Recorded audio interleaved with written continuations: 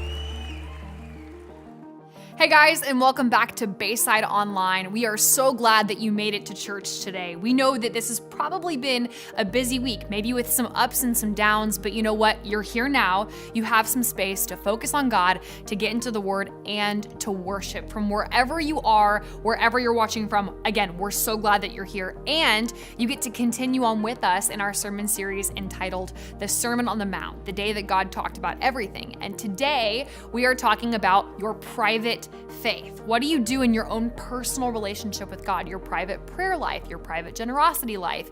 If you've ever wondered what it looks like to have a personal relationship with Jesus that is growing and that's thriving, this is the message to listen to. So we're glad that you came. We invite you to go ahead and sit back, relax. If you want to, you can grab your Bible, some things to take notes with, because we really do think this is going to be an awesome message, and we hope that you enjoy today's service.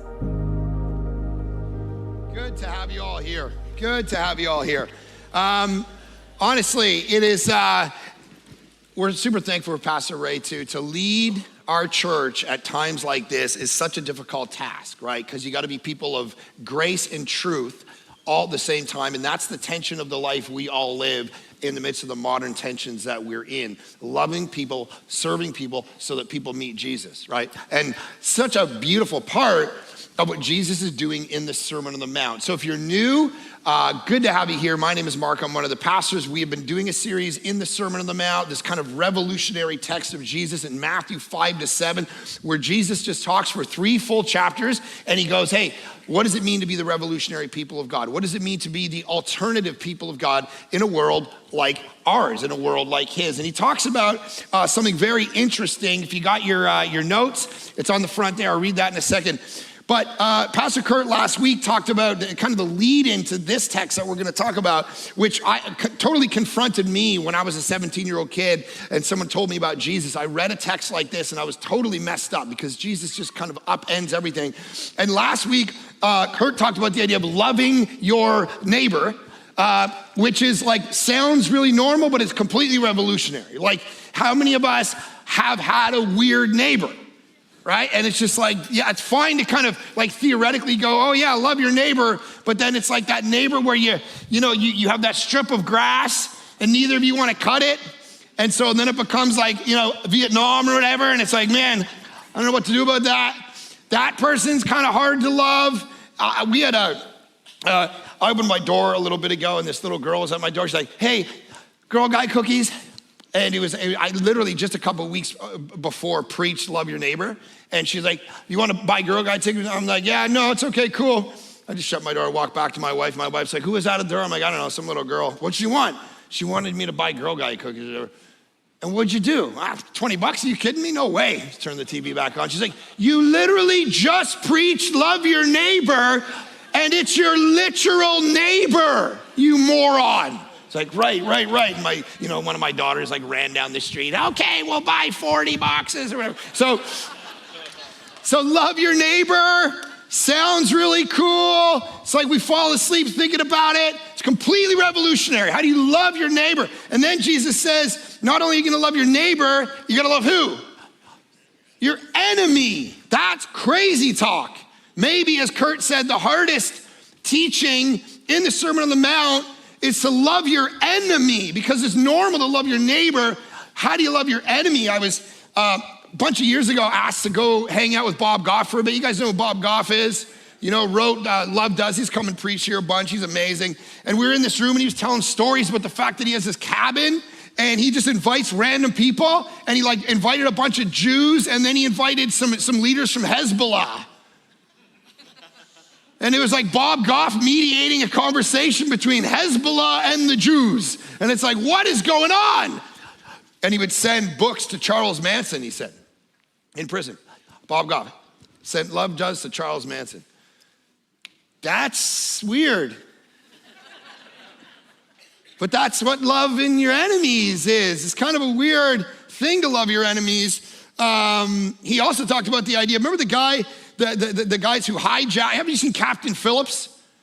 The movie Captain Phillips, right? He's in the boat and then the guys come, the pirates come and they come up on the boat and they take the stuff, true story, off the coast of Africa. So like he got in touch with the guys from Captain Phillips, the hijackers. Like hey, I'm the captain now. Like that guy, all right? And he's like, hey, what are you doing? The guy's like, oh, I'm in jail. He's like, okay, well, what are you gonna do when you get out? He's like, I don't know. And he's like, well, you gotta get some education. He goes, I can't get some education. So Bob Goff started a university so that this one hijacker could actually get an education and have a life when he's out. That's loving your enemy. Did you see, look, anyone else not a good flyer? Like you're terrified of flying?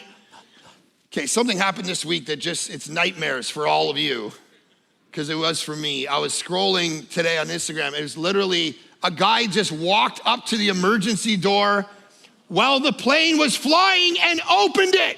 Why is that a thing? How is that a thing? So there's video of the emergency door open mid-flight. And everyone's just sitting in their seats like, I'm gonna die. And they're like weirdly calm and their scarves are like, and they're sitting there and there's people filming it. The full door is open in a traveling airplane.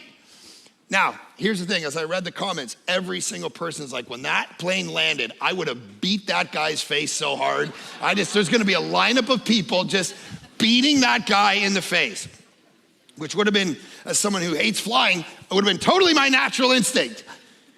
Except, if Jesus is right, then what we should do is walk off the plane and go, bro, something's going on, let me pray for you. What is going on for you to get to a place in your life where you open up an emergency door on a moving airplane? Where are you at? See, this is the hard thing about Jesus, man. Everything is totally counterintuitive. It's upside down, it's completely backwards, and that's precisely what we're gonna see now in the text today. He hits some crazy stuff. First off, he says this, be careful. This is the text for today, chapter 6, verse 1. He's gonna get into a whole bunch of ways that you and I, totally counterintuitive, totally unnatural ways that we're supposed to follow him in the world, which completely challenge everything about our life. So he said, be careful. In the Greek, this is beware. It's a warning. Jesus, for those of you who are exploring Christianity, I'm glad that you're here. Maybe you're an atheist, maybe you're a Muslim, maybe you're Buddhist, maybe you're New Age, maybe you're agnostic, maybe you're Hindu, whatever. Super glad you're here, super glad you're part of Bayside, exploring Jesus, awesome. Here's the thing you're gonna get with Jesus. He's gonna be very upfront and clear about stuff. He's not like us. We like to sugarcoat stuff. We like to fool you and go, look at over here, oh, now you're a Christian. You're like, wait, what? Jesus goes, guys, I wanna tell you right up front, beware in the Greek, beware, like Achtung in the German, right? You've seen that. Like, hey, I wanna be really clear up front what this is gonna be. This is going to be difficult. There is a cost to this. The way that you live your life right now, it's gonna have to change. The way that you do sexuality, it's gonna have to change. The way that you do money, as we're gonna talk about, is gonna have to change. The way that you do family is gonna have to change. The way that you do work is gonna have to change. Beware, beware. I'm telling you right up front, and here's what I think. I think sometimes so many people deconstruct or deconvert out of their faith and leave the faith when they hit 18, 19 because they were fooled into becoming a Christian and they didn't realize the cost and they went, okay, now I'm rethinking this because the weight is too heavy. Because we dropped the bar so low, we just said, say this magical thing and you're in. And Jesus goes, beware. Like it's the opposite to how we start. We lower the bar like this, and then we say, carry on with your life. Jesus goes, I want to begin with beware, beware, beware, because he's going to kick against our natural inclination to do things. He's going to say, you should do money this way. You should do these things this way. And you can't, he's going to go on to say, you can't even live a life of a humble brag where you're trying to inspire people and say, look, I do money this way, I do righteousness this way. He's gonna go against all of that. And he's gonna say, here's my fear. He says, beware not to practice your righteousness in front of others. So I don't want you to be like the Pharisees. I don't want you to be like the religious people who are in it so that other people see. I want you to have something that's real about your faith, where you actually walk with the God of the universe as a personal relationship, not so that other people think you're righteous and religious. So Last week, Dr. Timothy Keller, one of the guys that kind of has inspired me over the years, he was a pastor in New York City, he passed away. And I was watching a video of someone this week, and they said, Tim Keller and I, he said to all the young pastors out there, he probably had one last message. And he goes, here's what I think the last message was.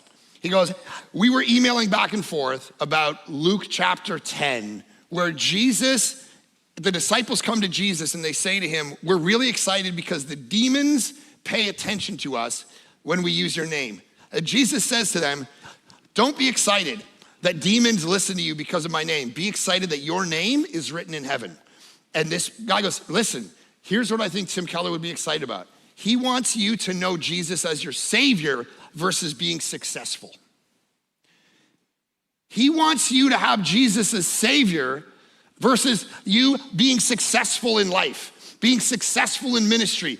See, practicing your righteousness in front of people, it's all about get results, do stuff. And he's going, no, here's the most important thing about your life. Do you know him? Like really know him when nobody else is looking.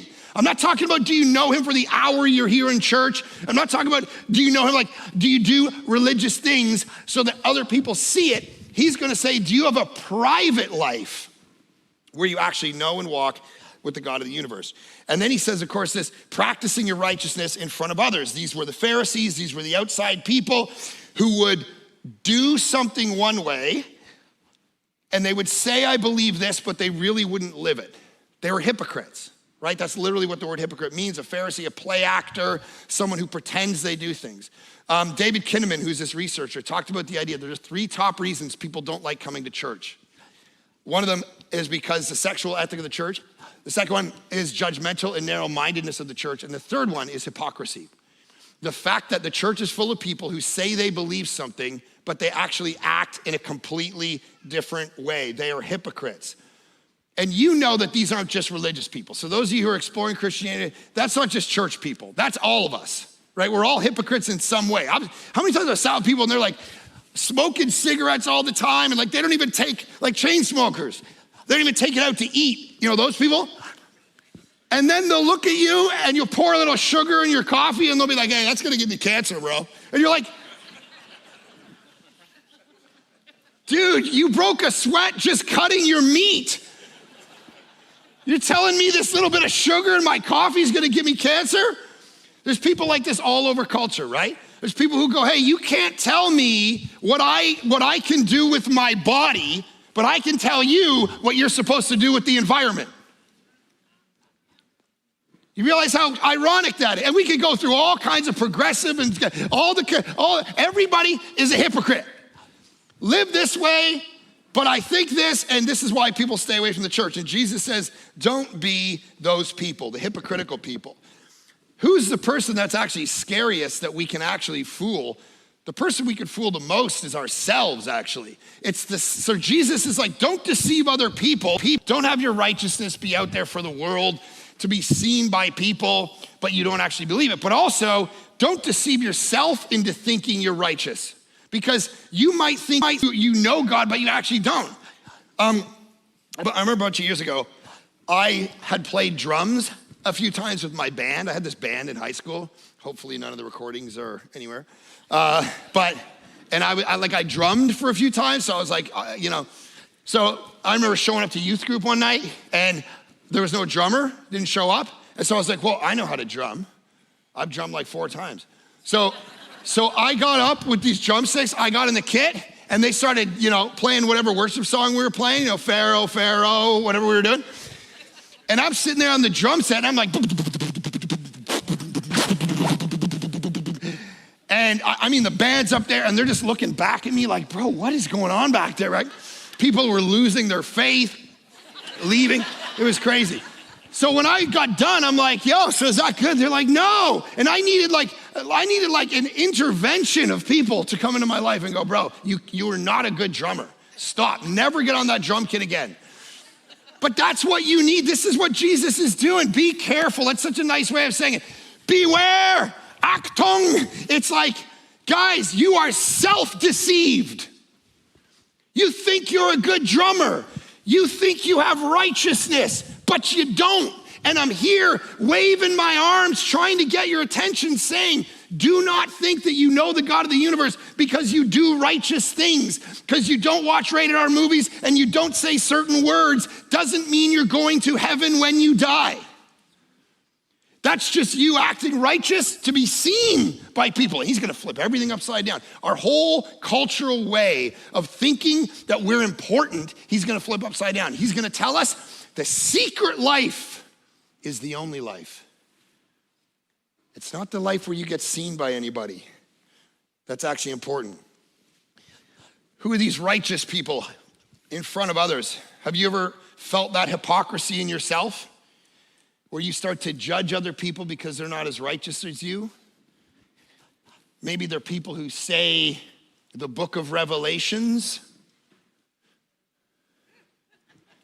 which actually totally does bug me though, because it's not called the book of Revelations. All you need to do is open up your Bible. It's just singular. It's the book of Revelation. Anyway, other than that, I don't judge you. But you get a little bit of Bible college in you. You learn a word and some theology, and all of a sudden, you're like the best. Right? I had a buddy, he took 1 year Bible college, and he thought he was the best Bible translator in the world. He came home to his wife, no joke, he said, we will no longer read the NIV translation. She said, why? Because it's not right. And he thought through 1 year of Bible college, he knew how to translate the Bible. We showed up to their house to do a Bible study. We all pull out our NIV and say, we don't read that here. I'm like, what, do you read the Greek? Shut up and pass me the NIV.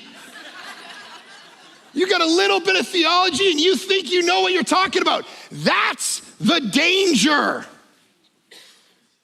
Beware of your righteousness. You think you're so good. You think you're theologically inclined. You think you know stuff and you start to judge other people. But that's when you begin to be lost. Because what is a self-righteous way to carry on yourself? Hey, listen, do you know, I had one person that I know said this great term. He was in this conference and he was up front and he took, you know, Battleship, the game Battleship? He gave it to an audience member and he looked at the thing and he goes, okay, E4. And the guy's like, hit. Okay, D5, hit. C1, hit. The guy's like, why? And he's like, do you know why I keep hitting your battleships? Why? Because I know where they are, because I put them there. And then he said this, do you know all that Satan needs to do to destroy you? He already knows what what takes you off track. All he needs to do is come back at that stuff. It's different for all of you. He knows the ships, so he doesn't even need to kill you. He wants to. That used to be my baptism talk, by the way, at Village. We used to get out front of the Pacific Ocean and baptize 60 people, and I'd say, listen, nobody wants this to happen. Satan wants to kill you and your family right now. Thank God you're here. And then baptize you in the name of the Father, the Son, and the Holy Spirit. Because that's literally what the Bible says. He's a liar. He's a murderer from the beginning, and he doesn't want your testimony to go out. So he will come at you and try to tempt you when you're hungry and you're tired and you're scared. He will do all these things to isolate you because he already knows what's going to take you off track. He wants to destroy you, and he knows where your battleships are. So what does he need to do? He just needs to distract you. If he can't destroy you, he's gonna distract you. And you know how he's gonna distract you? He's not gonna distract you the ways you think. Here's what you think, the obvious ways. Oh, I know what I'm gonna do. I'm gonna get them to join this crazy cult. Too obvious, man. He doesn't need to do that. How many of you, if you grew up in the church, you just walk in, you're like, oh, those are witches. I'll leave, all right? If they're like in cauldrons and it's an hello, welcome to the occult meeting. We need your blood. You'd be like, probably not joining this. There's way better ways to distract you with religion. Get you to talk about in your small group stuff that does not matter and do it for 3 months. Not one thing that your unbelieving neighbor cares about, I'll get them to talk about that. I'll just get all the Christians, forget the occult, they can just hang out together and they can talk about stuff that sounds really right. And I'll get them so distracted, they'll never reach anybody. This is what he does. I remember speaking at a conference, and I was the last speaker, and all these Bible scholars had preached at the conference, and so they got up and they said, let's get into the historical data of Isaiah's pre-Babylonian context. The Hebrew word, hakalacha, is hashamahada. And they give these 1 hour lectures. And I watched, that's not actually a Hebrew word, don't look that up on the internet. And I watched them from the balcony do these hour lectures, and I looked down at 1,000 pastors asleep. The whole conference. So then I was last, and I got up, and I probably shouldn't have said it, and I didn't really mean it like it sounded, but I said, when we're in here parsing Hebrew verbs, all the people standing out at the bus stop are dying and going to hell, and we're wasting our time. I was not invited back. And in fact, they put all the sermons on the website, and mine was up there, but you couldn't click it. It was gray. All the rest of them were green. Mine was gray. It was like I tried to listen again. Anyway, point being, just because you're busy doing religious things doesn't mean you're not distracted. That's what he's talking about in verse 1. You can do all these practices of religious field to be seen. If you do, you'll have no reward will come back for your Father in heaven. You'll have no reward for that because you're doing public life. And then he goes into this example. So he goes, I want you to be scared. I want you to be aware. But I don't want you to do religious things on the outside. So when you give, so he starts to talk about money. So if I'm not supposed to be someone who says something on the outside and doesn't do it on the inside, here's my fear. I shouldn't be a pastor who gets up and tells you to give 10% of your money to the church if I don't give 10% of my money to the church, period. This is why the book of James says, don't aspire to be a teacher. Because when you aspire to be a teacher, then God's gonna hold you accountable for what you teach, which means because I get up and teach the Bible every couple weeks, everything I say to you, God's gonna go, so why didn't you do that? And I'm like, because it's so much easier to tell other people to.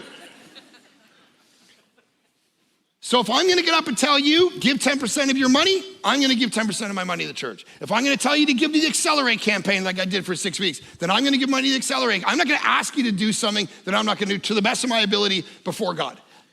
That's the way it is. And that's because I'm trying to listen to Jesus and say, okay, what do you want me to do? Because here's the thing. I've known pastors who've been there was a pastor I knew, he was tough on everybody under him about their sexual life.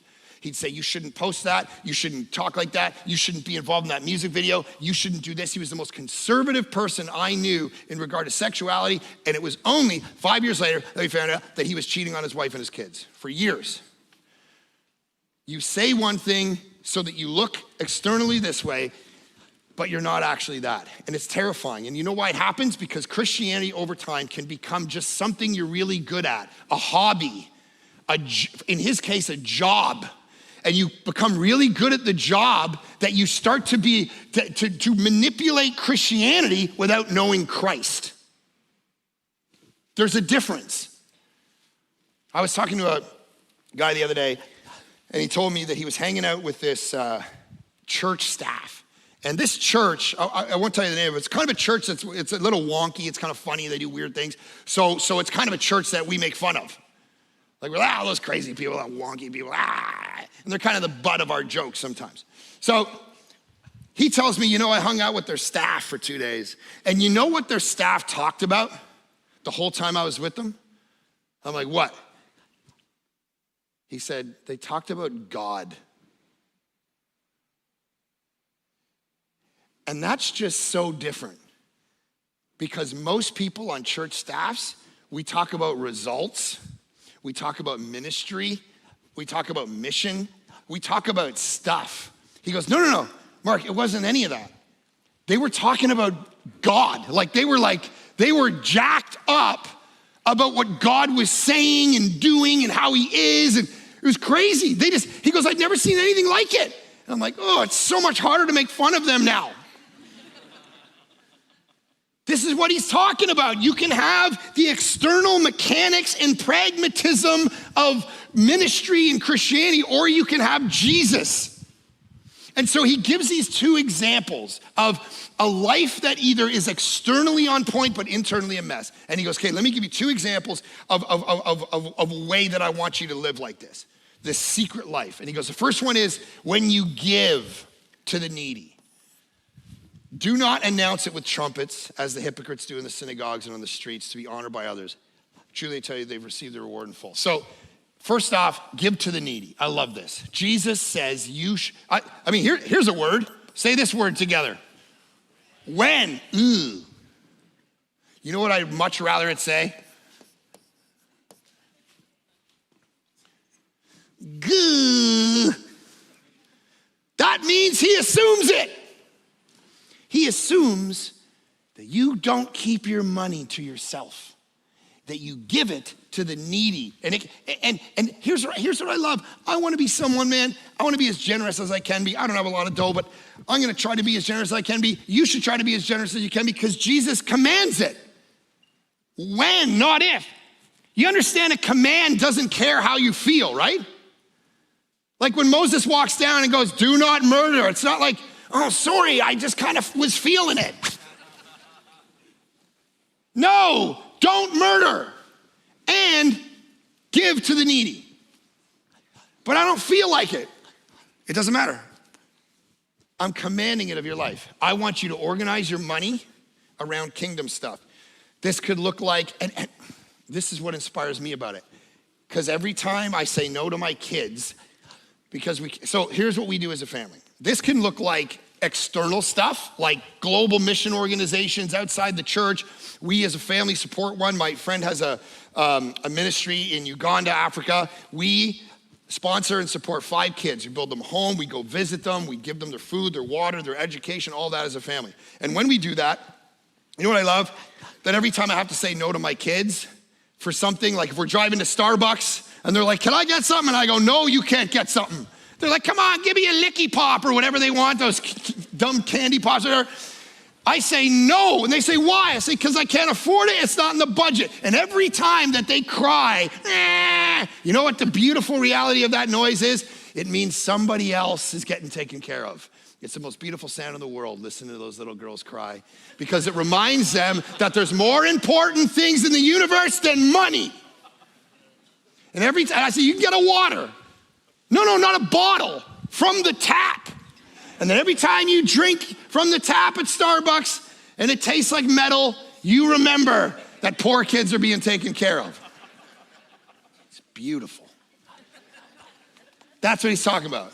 Do you have a heart to give to the needy, to not hoard your money so that you can be a consumer of just products that you throw out in 5 years and you know nothing? You haven't organized your money, you're just consuming a bunch of stuff.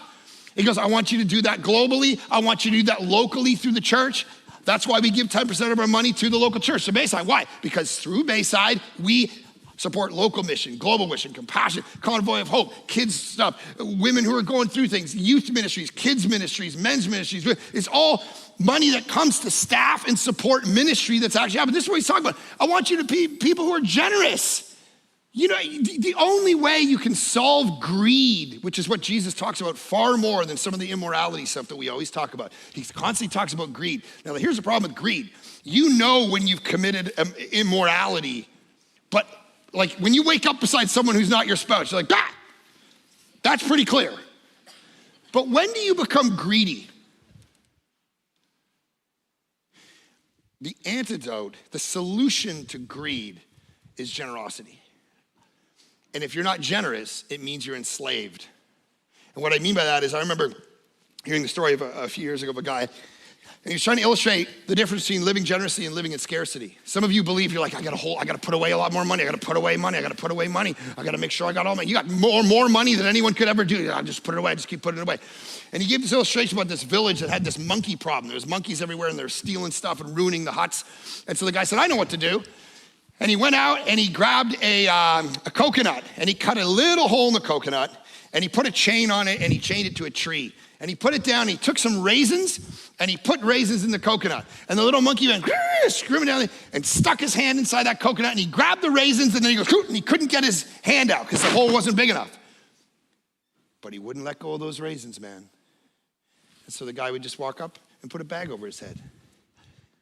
Because he was enslaved, because he couldn't open his hand and let the raisins go. Some of you literally are enslaved to money. And the only way out is to open your hand. You got to become generous.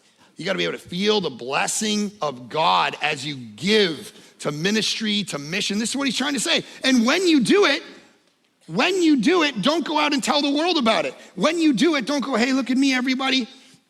Listen, what A.W. Tozer said years ago. He said, the man of pseudo-faith will fight for his verbal creed, but refuse flatly to allow himself to get into a predicament where his future must depend upon that creed being true.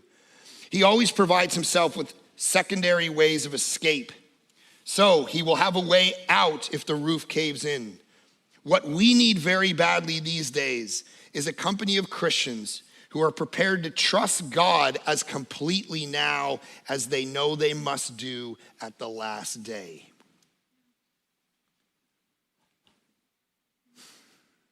That we would so understand the need. And then, I mean, he says, here's when you're generous, here's the relationship. Because some of you are like, yeah, but what's the return on investment? Like the finance people. What's the point? If you do, you get a reward in full. Not here, but in heaven. And this is a beautiful thing that starts to take place. Randy Alcorn puts it this way. He says, now in this life is our window of opportunity, not to divest ourselves of money, but to invest it in heaven. We don't have to have everything taken from us. We can give it before disaster or death strike. Now is our chance to give what we can't keep, to gain what we can't lose.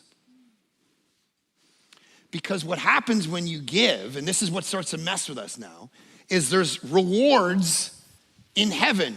When we start, now we're like, wait a minute, that's not the version of Christianity I know. The version of Christianity that I know, here's what Jesus pushes up against. He pushes up against this version where all we need to talk about is going to heaven when you die. And when you get to heaven, it's just a disembodied spirit world where everyone's floating around and everyone's equal and everything's the same. But the reality is Jesus constantly talks about rewards. You're gonna be given this reward and you're gonna be given this reward. Remember that scene in Gladiator? What you do in life will echo in eternity, right? Have you seen this movie, right? What you do in life will echo in eternity.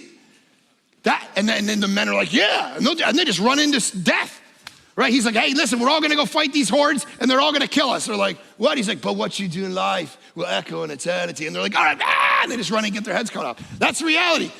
That's what Jesus is saying. Everything you do generously in the 85 years you've got on the planet moves into your experience of how eternity is going to be. There are going to be levels of experience in heaven, which is why every passage in the Bible that talks about judgment doesn't just talk about your faith, it talks about what you did with your life.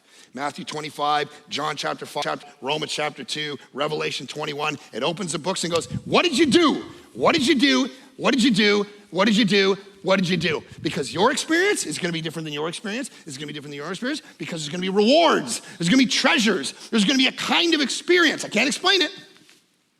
So when you give, you're not divesting, Alcorn saying, away. You're investing in what your experience of heaven is gonna be like. That's the point.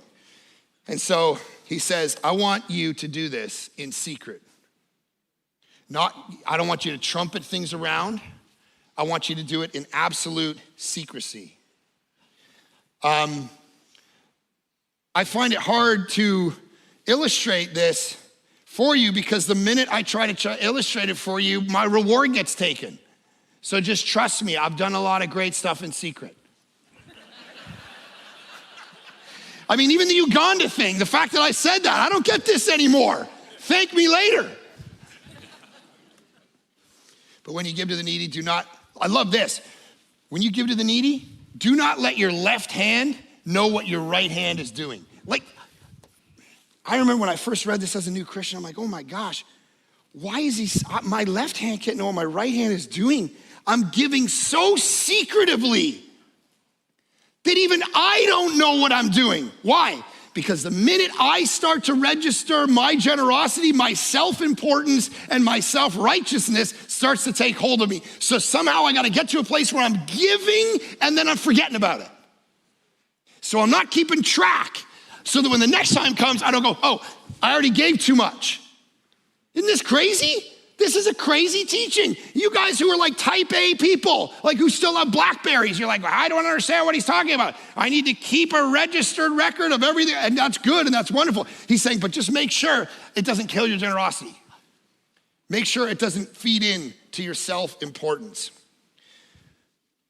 Secrecy, so that your giving may be done in secret. This goes against everything we feel. I remember when the first church I ever came into, the pastor, he was interesting. He had a parking space, and it had a big title on it saying, Senior Pastor. And he would come in and drive in. It was the closest one to the door. And he'd just kind of walk around. Literally, I was driving by him one day, and it was in Toronto, and there was snow piled up to the sign, and I saw him dusting the sign off. I was like, wow.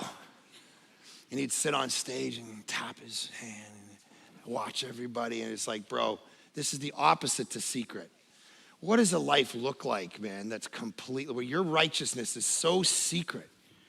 This is the challenge of our time. If you get rewarded, if every time you do your devos, you post about it. If every time you do a good thing, you put it on social media. If every time you do something, you tell somebody, at least somebody. The question is this: what is gonna be left to reward you with? Think of that question as you leave here. What is gonna be left to reward me with? If I told everybody everything, God's not gonna have any reward for me because I already got the reward. Right? People come out, hey, good sermon. I'm like, don't say that. Reward, dead.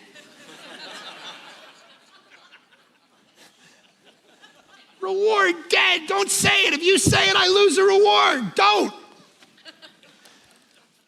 Be done in secret, to be done in secret, to be done in secret. He talks about giving, and then he talks about, really quick, I'll land these last 2 points. He says, the second illustration is when you pray. I talked about this a couple weeks ago, but when you pray, don't be like the hypocrites who do it with all the fancy words, because if you do that, they get the reward in full.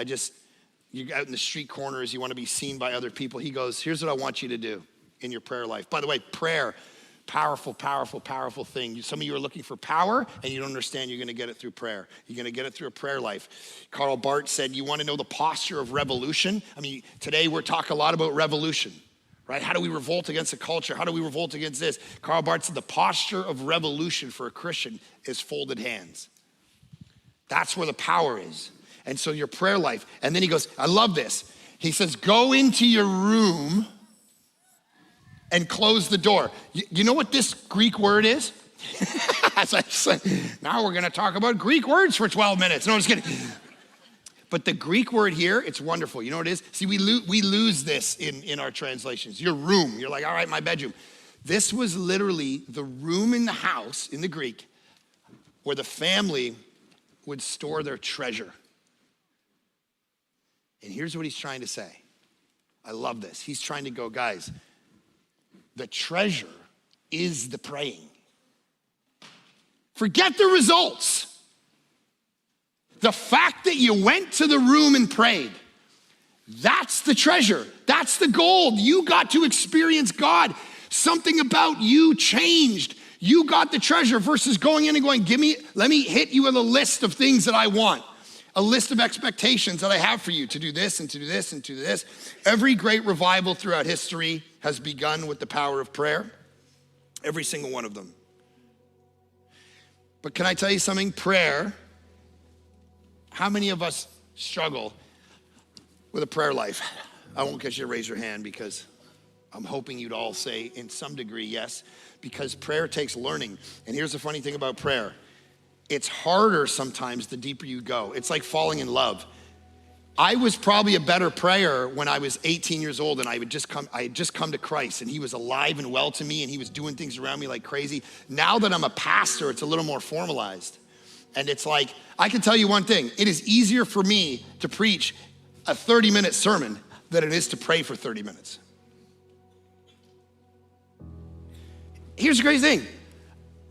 As weird, okay, so when I'm preaching, I can go on some weird rants, but I've never forgotten that I'm preaching. I've never been up here and been like, oh shoot, yeah, there's a congregation there. I should talk about something. What are they doing here? Am I preaching right now? That's never happened to me in my life. But I forget I'm praying all the time. I'm like, okay, Lord, I really love my kids, and I really hope that. When was that golf game on? I forget when that golf game was on. Did he book that? I forget if he booked that or. Oh yeah. So, anyways, Lord, that the kids would always love. Am I supposed to pick up groceries later? I don't know if I'm supposed to pick up groceries there. Praying's that crazy thing, man. And he's going, it's got to be in secret. You get the treasure of prayer. You go into the room, and then the Father, and he ends like this. I love this. He says, close the door and pray to your Father who is unseen. Fascinating. Then your Father who sees what is done in secret will reward you. Here's the crazy thing. He says that the Father does stuff. He's unseen. He's secret. Here's the crazy thing about that. God has decided, have you ever gone, why doesn't God show himself? It's fascinating that he doesn't, right? Like, it's not like every time the sun comes up, God's like, hey, what's up? Morning. He doesn't do that. He's silent. He's unseen. Every time you drive up to Tahoe and you see the mountains and the trees, every time you go to Yosemite and you're in awe of the beauty, he doesn't go, that was me. Isn't that weird? Why doesn't he do that? Why doesn't he take credit for it more? Have you ever gone, God, all these things are happening in my life and I don't know why, and I don't know why. Can you tell me? Can you tell me? Can you tell me? And he doesn't say anything? Nowhere in the Bible does it tell us the reason why God is unseen and quiet and does stuff in secret until here. It says he does that to be a model for us. Live your life in secret. But I thought we were supposed to influence. I thought we were supposed to be out there and public. See how Jesus just totally messes with you? And he goes, oh, all the things you thought, you're so cute. So, Father, I do pray that we would be the kind of people who understand the beauty of a life in secret, the beauty of a life of giving, the beauty of a life of prayer. And I pray even in this moment, as we, for the next 5 minutes, respond to you, not me, but you and the beauty of your gospel, the fact that you lived a perfect life in our place and gave your whole life on a cross for our sin, that we would in this moment respond in worship and in giving, and that we would be generous because you were generous, and we would worship you from the depths of our soul versus a religious thing in order to bring you glory, and that you would in this next few minutes change us, that we wouldn't go any. This is a moment where we are responding to you, responding to the work of God through worship and giving, so that we can see the mission of Jesus done at this church, that you would drop in this moment and change us and awe us. In your good name we pray. Amen. Hey guys, Pastor Mark here, one of the senior pastors around here. So glad that you are actually part of Bayside Online. You really are part of our family. We have grown over the last couple of years online a ton, and we really do consider you as part of our church family. So what that means is make sure you subscribe and share this. It's great. But also get in a community group. Start watching the Bible study. Start being engaged. Even give. One of the ways that we can actually do online church and have this global community and even do the ministry of our campuses is by people partnering with us in the gospel, as Paul talks about in Philippians chapter 1. And that means by your resources, financially. There are people all over the world getting blessed through what we do at Bayside. And so obviously part of that is giving and using and stewarding that for the glory of God. So we're super thankful if you do that. We'd love you to start doing that, and just super thankful you're part of our church. So glad you're with us. Make sure that you let us know you're watching and part of this, because we want to get in touch with you and thank you and serve you any way we can. Anyway, thanks guys, and we will see you next week.